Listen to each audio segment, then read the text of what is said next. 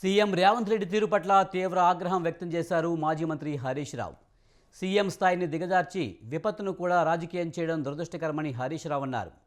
దుఃఖంలో ఉన్న ప్రజలకు భరోసాను కల్పించవలసిన సీఎం మళ్ళీ అవే ఊకదంపుడు మాటలు మాట్లాడుతున్నారని విమర్శించారు. రేవంత్ రెడ్డి మాట్లాడిన తీరు చూసి ప్రజలు అసహించుకుంటున్నారని చెప్పారు. తాను చీఫ్ మినిస్టర్ కాదు, చీఫ్ మినిస్టర్ అని మరోసారి నిరూపించుకున్నారని విమర్శలు గుప్పించారు. ప్రతిపక్షాల మీద నిందలు వేస్తూ ప్రభుత్వ వైఫల్యాన్ని ఒప్పుకున్నారని అన్నారు.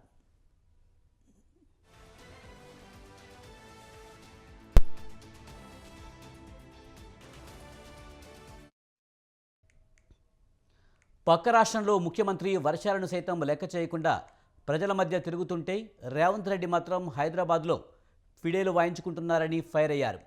వరదలతో ప్రజలు అతలాకుతలమవుతూ ప్రాణాలు కోల్పోతుంటే ఆలస్యంగా మొద్దునిద్ర లేచారని మండిపడ్డారు. ప్రజలకు భరోసా ఇవ్వాల్సింది పోయి ప్రతిపక్షాల మీద పడి ఏడుస్తున్నారని ఘాటు వ్యాఖ్యలు చేశారు. రాజకీయాలు పక్కన పెట్టి ఆపత్కాలంలో ఉన్న ప్రజలకు భరోసా ఇచ్చే విధంగా సహాయక చర్యలు చేపట్టాలని హరీష్ రావు హితవు పలికారు.